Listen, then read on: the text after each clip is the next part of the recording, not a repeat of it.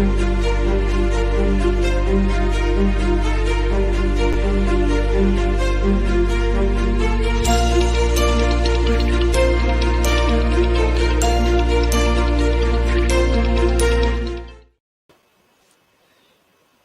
morning.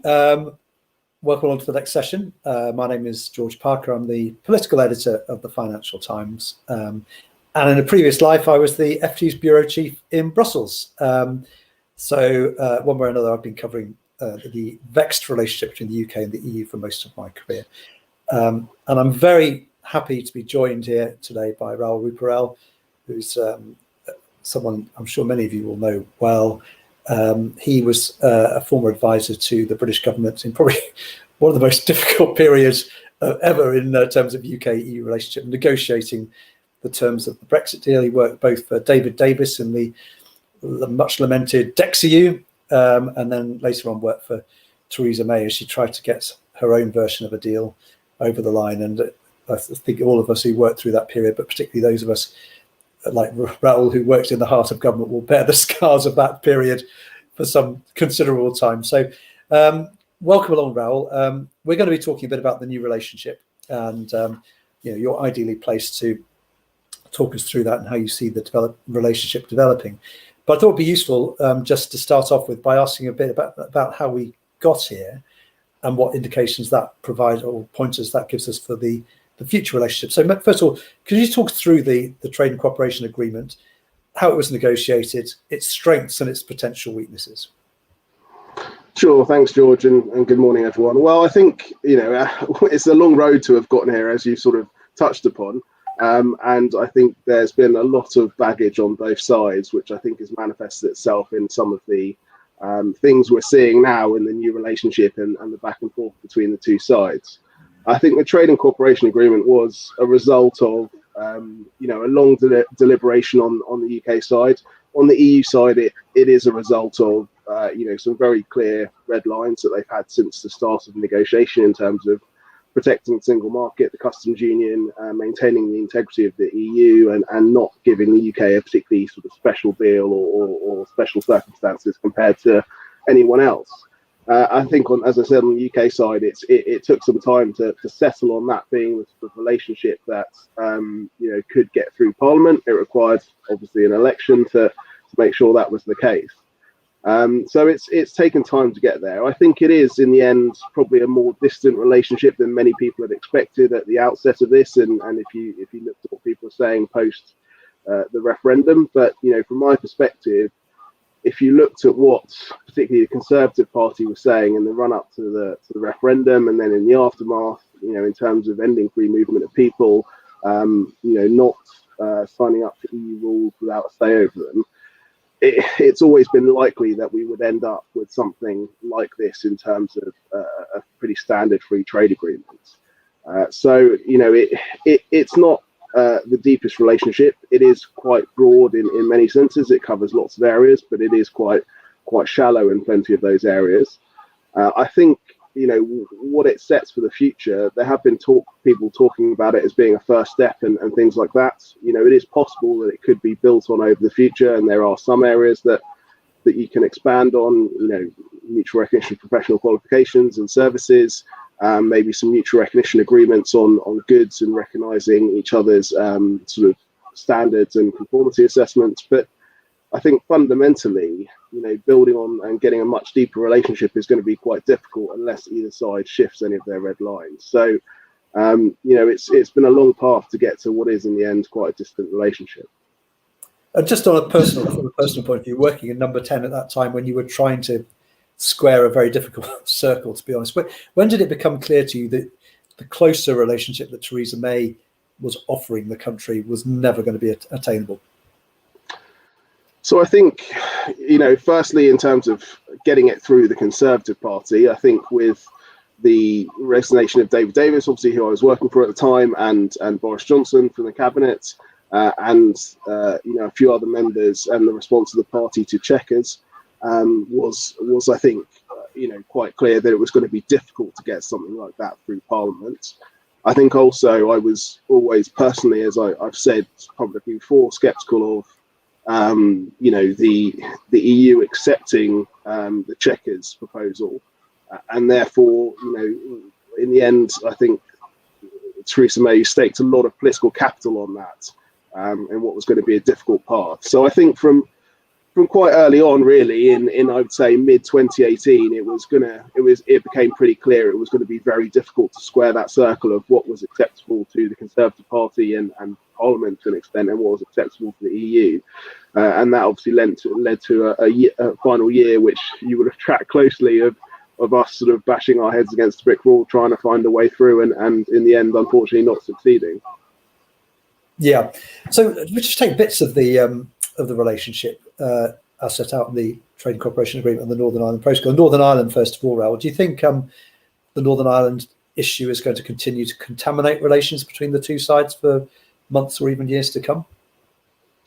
Yeah, I think it's going to be a key driver of how the relationship between the two sides evolves. I mean, it goes to the core of the relationship and the lack of trust, really. I think we've seen evolve since the referendum a real lack of trust between the two sides, some animosity, a lot of the two sides talking past each other. And I think the protocol in Northern Ireland encapsulates all of that.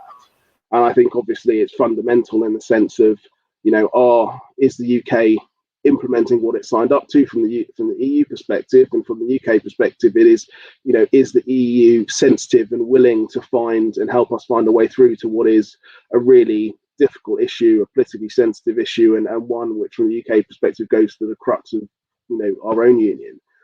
And so I think if a way isn't found through there, or if this continues to rumble on, which personally I think it will for a while yet, that's going to continue to sort of bleed through into the rest of the relationship. I think the EU is going to be unwilling to understandably unwilling to really do much more and go much further in other areas of the relationship, or give the UK a break, as it were, in other areas, if it's not seen in EU eyes to implement what it agreed to.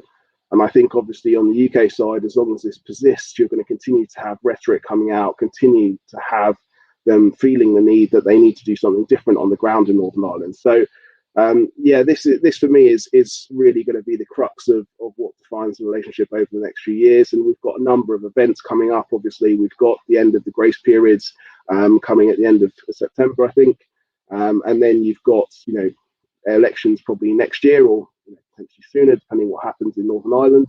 And then obviously you've got the review in 2024 of the protocol as it stands. So I think there are a number of touch points here as well that are going to force the issue a bit. And do you see any sort of signs of encouragement from the fact that there was this recent agreement to extend the grace period on chilled meat? I mean, at least the British government actually requested an extension rather than just doing it on its own bat. Just wonder if you saw any signs that things were starting to just defrost slightly. Yeah, I mean, it is positive. It's better than it was in that sense that the two sides were able to work together amicably. I think if you speak to people on the UK side, they'd say, well, actually, before we did the unilateral extension previously, we did ask for a joint extension. It just wasn't forthcoming quickly enough. If you speak to the EU side, they'll say, well, we were looking at it, and the UK just unilaterally decided to go for it a few weeks before they necessarily needed to. So it depends who you speak to, but look, on the surface it is positive and it is encouraging, but there are lots of fundamental still problems sitting underneath that, and the two sides are still in very different places in terms of a wider SPS agreement on agri-food to try and remove the checks, and also just how to implement that on the ground. And there is an element, I think, if you look at this chilled meats thing, you can see it as a bit of can kicking as well. Because obviously the issue will come back at the end of the grace period. But I have sympathy with that, particularly when it comes to Northern Ireland. Lots of people say you should negotiate more detail. If you fudge it, it's obviously going to come back and be a problem later on. But in lots of periods throughout these negotiations, if either side had forced for more detail, the whole thing could have collapsed. And so I have some sympathy with the negotiators on that point. Questions as we go along, and they're popping up in the box next to me. I've got one from my old Brussels colleague Tony Connolly from RTE, who wants to know what you think the prospects are for the EU and the UK to reach some sort of an agreement in the long term on SPS, which, as I'm sure most of our viewers will know, is the jargon for the sort of food and agriculture checks that are carried out at the border? Look, I think it's possible, but I'm personally not that optimistic. As I said, I think the two sides are quite entrenched. The EU in its position of, well, you either implement what you agreed to, or you can align with our rules, even if that's temporarily. And the UK in saying, well, we need to just do something different, particularly a sort of trusted trader regime, extend the concept of goods being at risk or not from customs to agri-foods. And I don't yet see much scope for that being bridged. I think over the summer as well, with marching season in Northern Ireland coming up and the rhetoric increasing, the new DUP leader Jeffrey Johnson is in a difficult position. He doesn't really have any scope to be softer, and so he's going to have to take quite a hardline position. It's hard for me to see how that's going to manifest itself. But let's see. I hope they can, but at the moment I'm not particularly optimistic because the two sides are pretty entrenched. Talk about financial services. It seems to me that around about this time last year there was some hope that there might be a deal on financial services. Equivalence might be granted. The big city firms might be able to trade directly with the European Union. That now seems to have receded completely, and probably has been written off in the city and in the Treasury as well as something which isn't going to happen. And to be honest, even if it did happen, whether it might actually be a bit of a trap anyway, because obviously the European Commission can revoke equivalence at 30 days notice, and it can be used as a weapon in any future dispute, including, for example, on Northern Ireland. Yeah, so I think, if you look back, this has a long history. I mean, even when I was in government, there was a lot of discussion about how we approach financial services and services more broadly. I mean, because we were going for a much deeper relationship on goods and a much closer relationship on goods, the view was actually we couldn't ask for a huge amount on services and financial services because you are then essentially just trying to replicate the single market without all the constraints. And that's why even in the Chequers proposal, what was proposed on financial services was pretty similar to what we have now. It wasn't a particularly deep relationship. So that's, I think, people in the city and in financial services have been, preparing themselves for that for some time. And I think if you speak to people, and obviously with my new hat on in terms of working with businesses to prepare for Brexit, since the start of last year, not many financial services firms have been particularly optimistic about equivalence. I think the EU, for its part, took a decision pretty early on, a strategic view that, it didn't want London to be the financial centre for the EU outside of the EU. And so it sort of made a conscious decision to try and move financial services back into the EU. How successful that's been, we'll see. I mean, some jobs and some assets have moved, but I think, less than people originally forecast or expected. So it will be something we'll have to see over time, whether that proves effective or not. But I think, the judgment call was always on the UK side, and seems to have been the trade-off between, as you say, giving up control for equivalence in terms of regulating our financial sector, which is different and larger in many cases than many in the rest of Europe, but also the fact that the EU has made the strategic choice and was unlikely to play ball much anyway. The combination of those things has, I think, led us to where we are now. I think the reality is, if you wanted a much deeper relationship in financial services or services more broadly, you're then in the world of accepting free movement of people and getting more into the single market. Because I just think you look at what's on offer for Switzerland, they accept free movement of people, but they don't have much or anything on services really, and not on financial services. And so, to give the UK something specific on that without accepting free movement of people would tear up the EU sort of staircase or structure of agreements that it has with other countries. So that always seemed quite unlikely to me as well. And how would you assess, on a sort of broader level, the attempts by both sides to try and fashion a new relationship? Because it's a very unusual relationship, one the EU's not accustomed to developing. I mean, having to deal with a strategic ally, but also now a competitor on its doorstep, with rules gradually diverging. How do you think both sides are sort of coming to terms with this new relationship, and how long do you think it's going to take to settle in some sort of equilibrium? Yeah, I don't think either side has dealt with it that well, to be honest. I think it's been very difficult. It's been a difficult transition for the UK to move from being a large member state to being a third country. I think you hear a lot, obviously, the talk from the current government about sovereign equals and that side of things, and it's very much the UK trying to enforce its view as an equal player with the EU. From the EU side, it just doesn't see it like that. The UK is, yes, a large country, but much smaller than the EU as a bloc, and therefore is never going to be an equal player, even if it is sovereign. So that has led to some tensions. I think on the EU side, they've struggled with having a country that is obviously a former member state, but a large economy and a potentially competitor economy on its doorstep, like you said. I think they've also struggled a bit with the balance between, maintaining the integrity of the EU, but also trying to find the right relationship with a large neighbouring economy. I think that, the traditional approaches that they've taken, whether that's Switzerland, Norway, or in the eastern neighbourhoods with Ukraine and others, has not, does not really work as a format for the UK. Yet they've obviously not been willing to do anything specific. And then you also have the fact that often with the EU generally trying to reach agreement is difficult, and so they often have to go for the lowest common denominator in terms of what they can agree, and that tends to lead to less ambition rather than more. So, all of those things rolled in. I think it's been quite a difficult process for both sides to adjust to this new world and find their feet and establish this relationship. I think that will improve and it will get more natural. And I think obviously some of the emotion coming out of it, and the further away we get from the referendum result, hopefully that will become easier. But as we mentioned, the Northern Ireland Protocol, and that being a constant sore spot flaring up these tensions, makes it much harder to establish a more natural and maybe amicable footing for that new relationship over time. It seems to be a bit of a cultural problem here, doesn't it? Where the UK and Boris Johnson's government in particular seem to be coming at the agreements we've struck in a slightly different way to the EU. And going back to the Northern Ireland Protocol, you had David Frost writing in the FT actually complaining about legal purism from the EU side.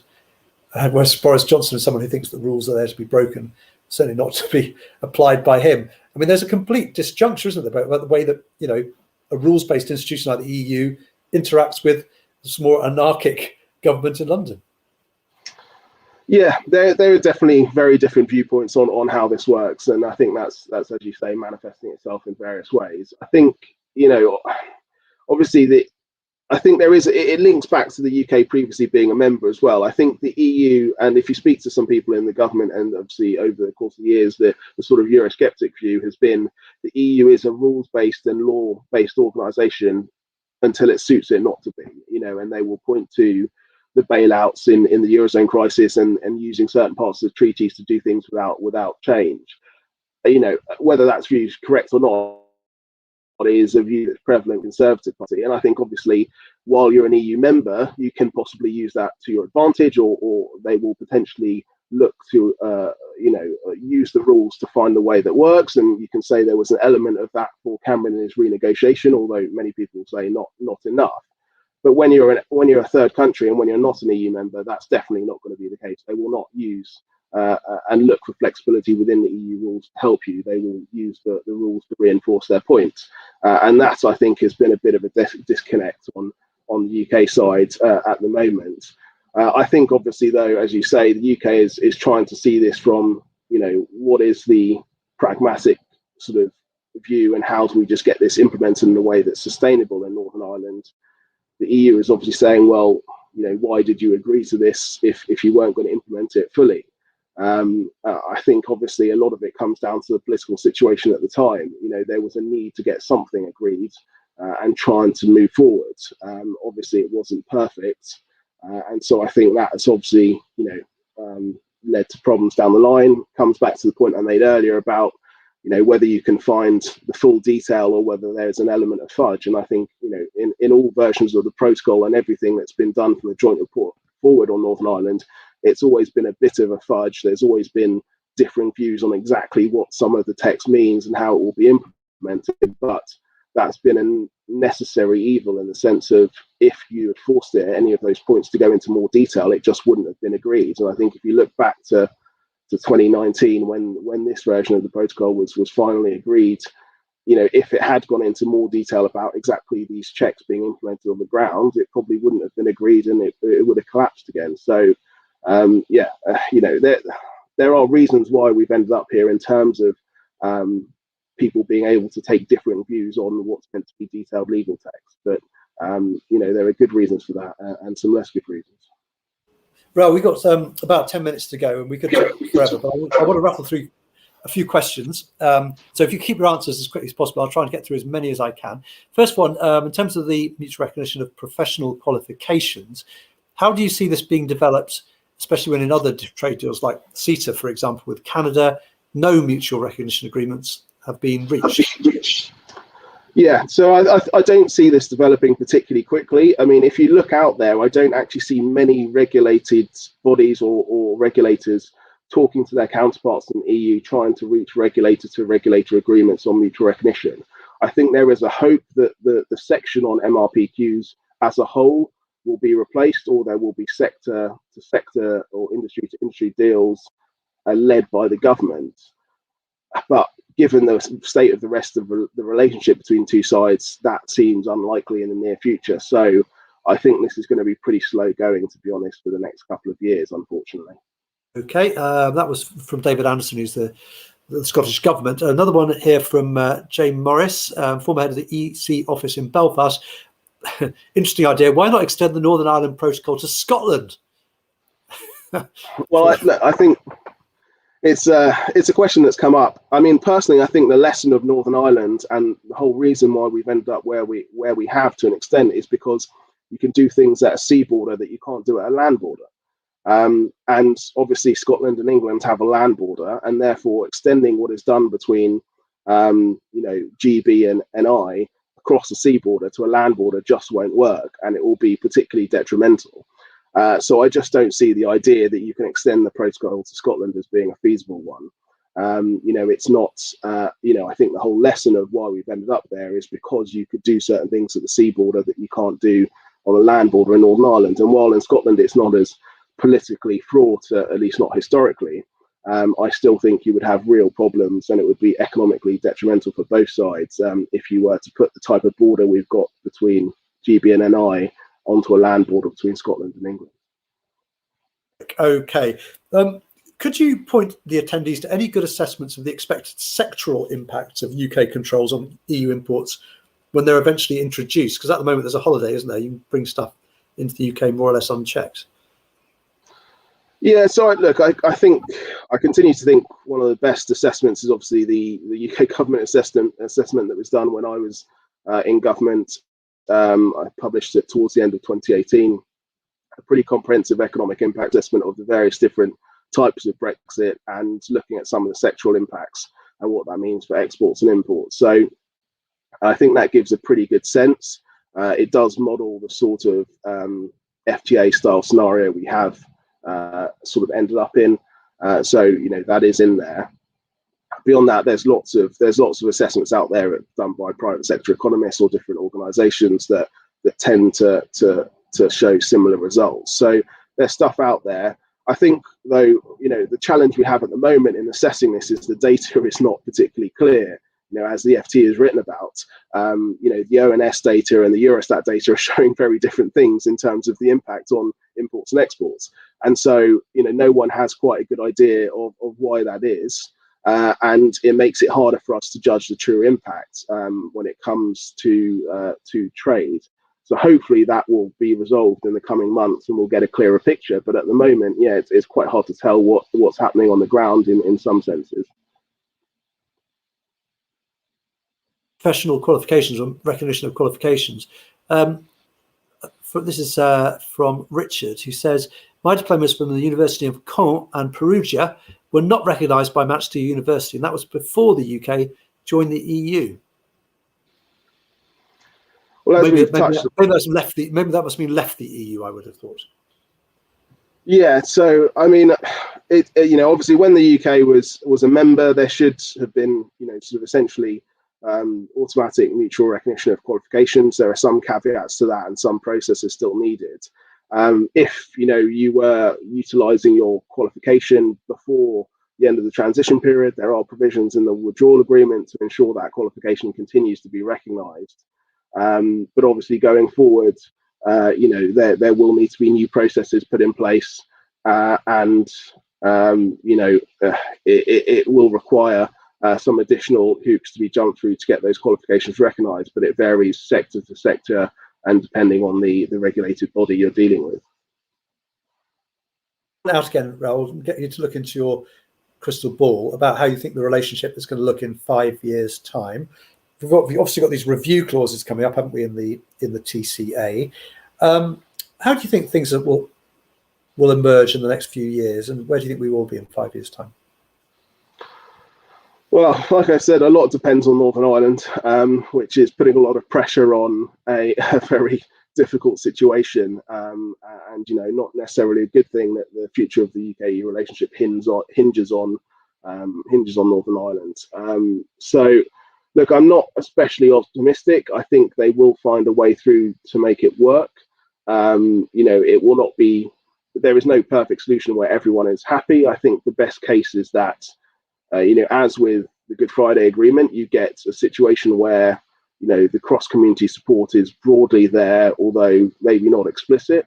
And over time, people just learn to live with that situation, and it can be built on. I think in terms of the wider relationship, because of Northern Ireland, because of some of the difficulties, and simply because the two sides are more focused on other things outside of that, I don't see much changing or much being improved. I think ultimately the relationship will look pretty similar to how it does now in the next few years. I think the question will be, are any areas of divergence, brought up? One is data. Does the UK do something different on data, and therefore raise questions about the recent adequacy decision?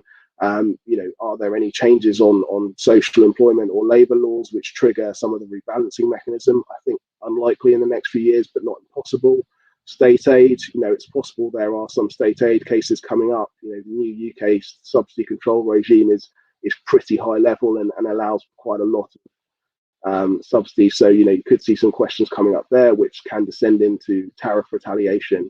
And then you obviously have things like environment and the way the two sides evolve on that. And if the EU goes for a carbon border mechanism, does the UK follow, and how does that fit in and affect the relationship and trade? So, to be honest, I see more pitfalls than opportunities for improvement, unfortunately.